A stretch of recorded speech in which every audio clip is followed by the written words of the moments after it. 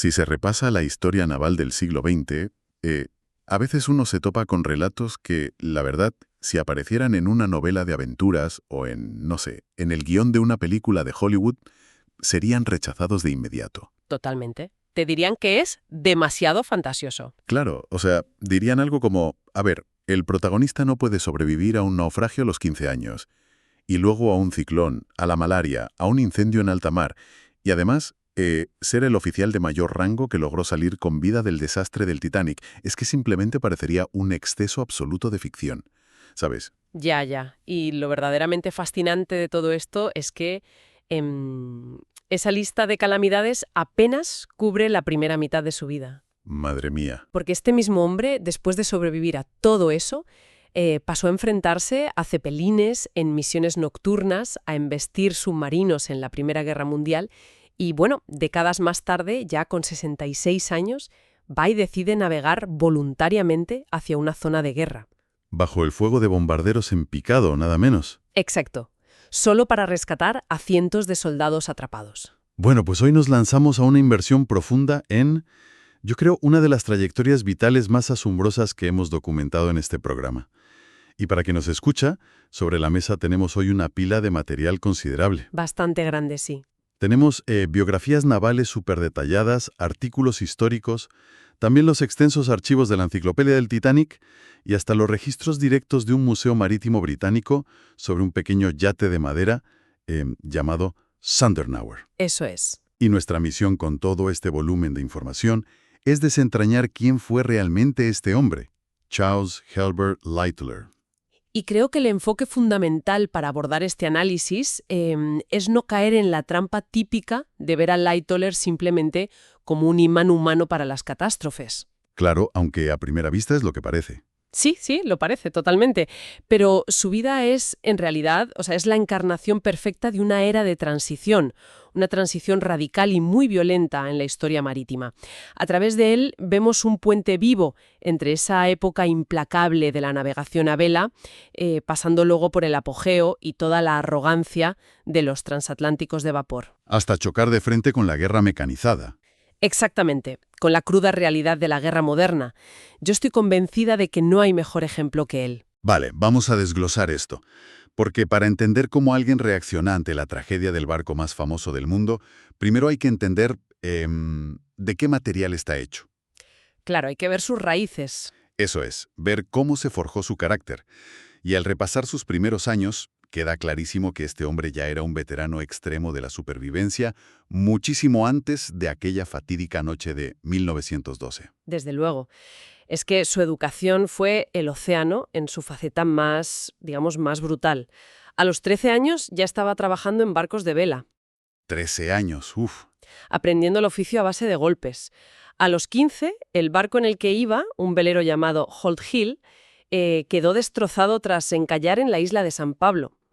Y para ponerlo en contexto a la audiencia, esto es un pedazo de roca volcánica deshabitada en medio del Océano Índico. O sea, la nada más absoluta. La nada. Pasaron 8 días allí, expuestos a los elementos, hasta que los rescataron. Y bueno, poco tiempo después, coge malaria en la costa de África Occidental y casi se muere. Y por si no fuera suficiente, en otro viaje logró apagar él solo un incendio en la bodega de carbón de su barco, en pleno océano. ¡Qué barbaridad! Y hay un detalle en las fuentes que, a mí me llamó mucho la atención porque muestra esa inquietud que tenía constantemente. Hubo un momento en que dejó el mar, atraído por la fiebre del oro del Yukón. Ah, sí, la etapa de buscador de oro. Exacto. Que, por cierto, fracasó estrepitosamente. Terminó de vaquero en Canadá y, fíjate, tuvo que cruzar todo el país de polizón en trenes de carga solo para poder pagarse un pasaje de vuelta a Gran Bretaña. Es decir, hablamos de una resistencia física y mental extrema desde que era un adolescente. Esa es la clave. Toda esa experiencia previa, esa capacidad brutal para soportar la presión, confluye en abril de 1912. La White Star Line lo asigna como segundo oficial en el viaje inaugural del mismísimo RMS Titanic. Eso es. Y aquí, los documentos revelan un detalle logístico que a mí me parece de locos. Un pequeño cambio de personal de última hora que desencadenó, un efecto mariposa con consecuencias catastróficas. Sí, sí, lo de la reestructuración de la tripulación. Es que el capitán Smith decidió cambiar la cadena de mando superior literalmente antes de zarpar. Lightoller, que iba a ser el primer oficial, fue degradado a segundo. Y esto significó que el segundo oficial original, David Blair, tuvo que irse precipitadamente. Claro, y el problema crítico, o sea, lo trágico del asunto, es que Blair, con las prisas de recoger y marcharse, se llevó por error en el bolsillo las llaves del armario de los prismáticos. Ostras, es que es muy fuerte. Un error humano en puerto que pareció una tontería, pero en alta mar fue letal. Dejó a los vigías en la cofa del mástil dependiendo solo de sus propios ojos. Sin prismáticos en el Titanic. Increíble. Y a esto súmale las condiciones de esa noche. No había luna. El mar estaba en una calma absoluta, plano como un espejo. Y esto es crucial porque, aunque esté oscuro, si hay olas, los vigías pueden ver la espuma blanca rompiendo contra la base del iceberg. Claro, ¿te avisa? Exacto. Pero sin viento y sin oleaje, esa señal de advertencia simplemente no existió. Y cuando finalmente ocurre la colisión, la reacción de Lightoller es digna de estudio. De verdad, de estudio psicológico. Él estaba en su camarote, siente la vibración, se levanta, se pone un jersey azul y un abrigo sobre el pijama, tal cual, y sale a cubierta para gestionar los botes del lado de babor. Con la orden clarísima del capitán de mujeres y niños primero. Ahí voy. Porque él no interpretó esa orden con ninguna flexibilidad. Bajo esa presión tremenda, la aplicó con una rigidez militar total. Para él era solo mujeres y niños.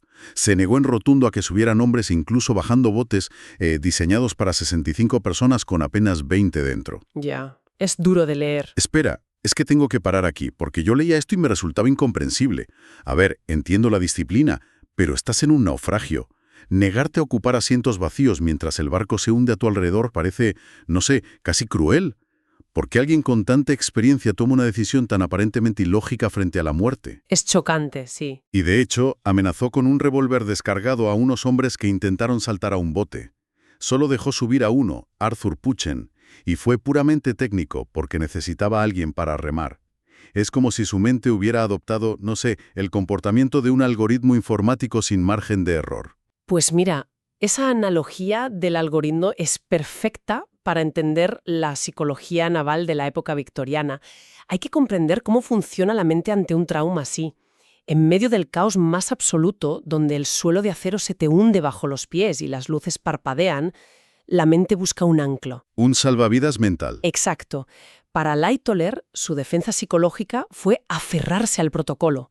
O sea, improvisar requiere mucha energía cognitiva. Y en ese terror, la rutina estricta, cumplir la orden al pie de la letra, le dio una ilusión de control. Las reglas eran su única realidad en un mundo que se estaba desmoronando. Es una forma fascinante de verlo, claro. El protocolo como escudo. Pero bueno, la gravedad de la situación no entiende de protocolos y el barco colapsa. Y la parte de su supervivencia en el agua es, de todo lo que hemos revisado, una de las descripciones más terroríficas. De poner los pelos de punta. Cuando el Titanic da el hundimiento final, él intenta liberar el bote plegable B. El mar simplemente barre la cubierta y a él lo arrastra hacia las profundidades. Y no es que solo lo arrastre. Es que la inmensa succión de un barco de 50.000 toneladas hundiéndose lo atrapa contra la rejilla de un conducto de ventilación gigante bajo el agua. Madre mía. Queda pegado por la fuerza brutal de miles de toneladas de agua entrando al barco. O sea, físicamente era imposible liberarse de esa presión. Parecía su fin. Pero entonces pasa algo que desafía toda lógica.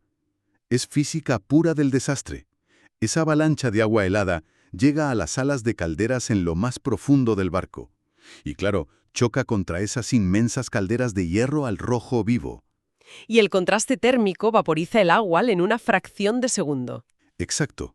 Provoca una explosión masiva de vapor bajo el agua. La onda expansiva busca la salida más rápida, que resulta ser el mismo conducto donde él estaba atrapado.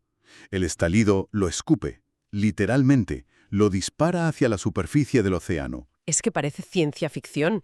Es escupido por el barco, consigue nadar en el agua a temperatura bajo cero y se aferra a ese mismo bote B que intentaba liberar, que ahora está boca abajo.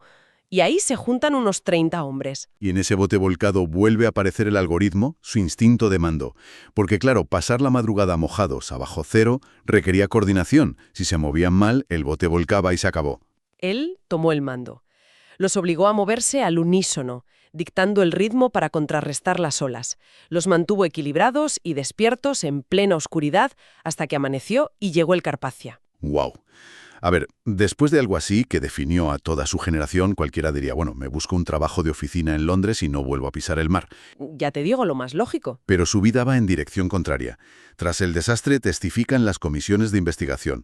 Defendió a la White Star Line, vale, pero su testimonio técnico impulsó reformas vitales. Reformas que hoy son la norma. O sea, gracias a él se impuso llevar botes para absolutamente todos los pasajeros, hacer simulacros antes de zarpar y tener las radios operativas las 24 horas. Un legado indiscutible. Sin embargo, ¿qué hace la empresa? Lo margina. La White Star Line quería borrar cualquier recuerdo del Titanic, y los oficiales supervivientes eran relaciones públicas negativas. Un recordatorio del fracaso. Y este rechazo es lo que lo empuja directamente a lo militar, al estallar la Primera Guerra Mundial. Así es, y su historial ahí es frenético. En 1915 le dan el mando de un torpedero, el HMTB 117. En una patrulla nocturna en el Támesis, intercepta a un Zeppelin alemán, el L-31. Imagínate rastrear una sombra gigante en la oscuridad y atacarla desde un barco pequeño que se balancea. ¡Ostras, qué tensión! Y encima le dan la Cruz de Servicio Distinguido por eso. Totalmente merecida. Pero a ver, la maldición de los naufragios de este hombre continúa. Luego le dan un destructor, el HMS Falcon. Patrullando el Mar del Norte con niebla espesa, choca con un arrastrero y empieza a hundirse. Y aquí las biografías tienen un detalle surrealista. Sí, lo del gramófono. Es que mientras el barco se va a pique y evacúan, Lightoller se queda en su camarote esperando el rescate, calentándose en la estufa y escuchando un gramófono. Es un reflejo psicológico tremenda, ¿eh? Él mismo reconoció lo irónico que era hundirse por segunda vez con música de fondo recordando a la banda del Titanic. Increíble. Y bueno, sobrevive de nuevo, claro, y le dan el HMS Garry. Y aquí, en 1918, llegamos a uno de los incidentes más oscuros de su carrera. Sí, el enfrentamiento con el submarino alemán V-110.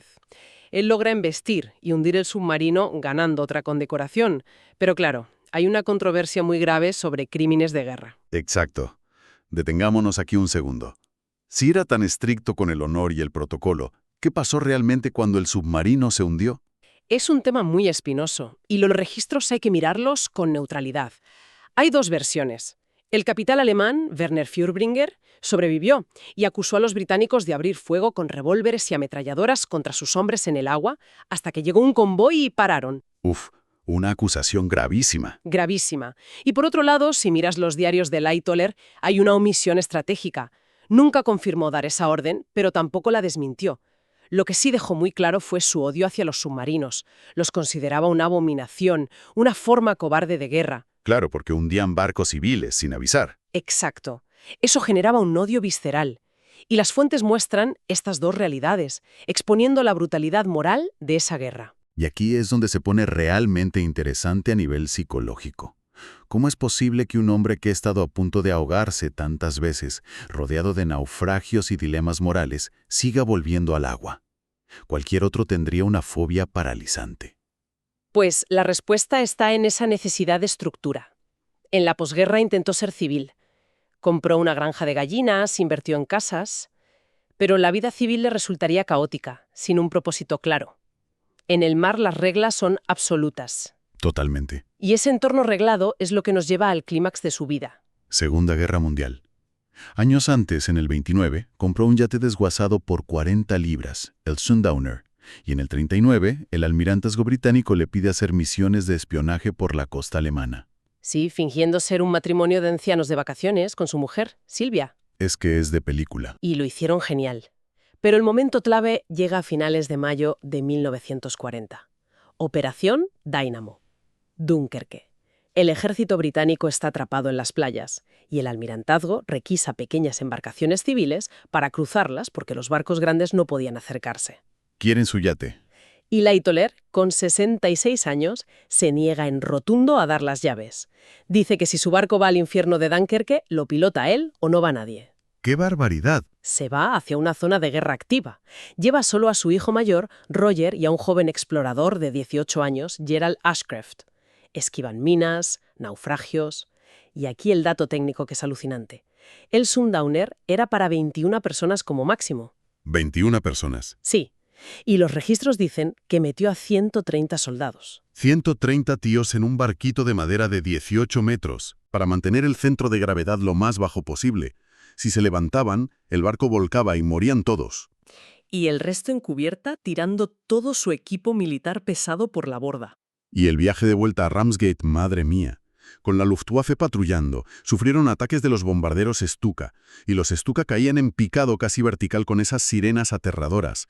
Y aún así, sobrecargado y lento, el yate esquivó todas las balas y bombas. Y el cómo lo hizo es el detalle más conmovedor de esta historia.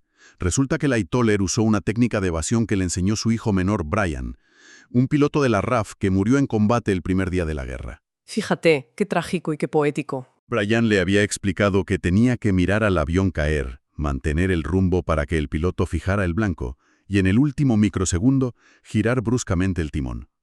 A esa velocidad el avión no podía corregir. Básicamente, las lecciones de su hijo muerto le salvaron la vida a él y a 130 hombres. Es un cierre increíble para la familia. Y los historiadores cuentan que, en ese viaje, un soldado preguntó quién era el capitán. Al decirle que era el oficial del Titanic, el chico casi salta por la borda del pánico. Pensaría que estaba maldito. Claro. Pero un compañero lo frenó en seco y le dijo: a ver, si este hombre sobrevivió al Titanic, sobrevive a cualquier cosa. Es el barco más seguro de todo el canal. Y tenían razón. Llegaron todos a salvo. Y si uno lo piensa, el contraste es puramente poético. En el Titanic bajó botes con asientos vacíos por seguir el reglamento. Décadas después, en Dunkerque, ignoró las reglas de capacidad, atestó al barco hasta los topes y se jugó la vida por no dejar a nadie atrás. Si conectamos esto con el panorama general, la historia de Lightoller nos da una lección brutal sobre las crisis. A veces parece que el caos es inmanejable, pero él nos enseña que, frente al colapso, sobrevivir no es solo suerte. Depende de una disciplina mental férrea, de aprender de traumas pasados y de la voluntad de asumir la responsabilidad, tengas la edad que tengas. Indudablemente, una de las narrativas más extraordinarias del siglo XX. Alguien que conectó la navegación a vela, la arrogancia del Titanic y el heroísmo silencioso de la Segunda Guerra Mundial. Pero, para cerrar hoy, quiero dejar a la audiencia con un detalle final que parece una broma muy oscura del destino. Sí, lo de su muerte. Exacto. O sea, este hombre sobrevive a naufragios, ciclones, incendios, choca contra icebergs, es succionado por el Atlántico, esquiva submarinos y bombarderos nazis. Bueno, pues Charles Lightoller falleció plácidamente en su cama a los 78 años, en diciembre de 1952. ¿Quién lo diría? La causa fue insuficiencia cardíaca, vale, pero agravada letalmente por el gran smog de Londres, ese famoso episodio de contaminación severa. Es decir, un hombre al que los océanos más violentos y las armas más destructivas no pudieron matar, sucumbió finalmente a la niebla tóxica y al aire de su propia ciudad. Hace que uno se pregunte inevitablemente sobre la ironía del destino y lo frágil que al final resulta ser nuestra existencia.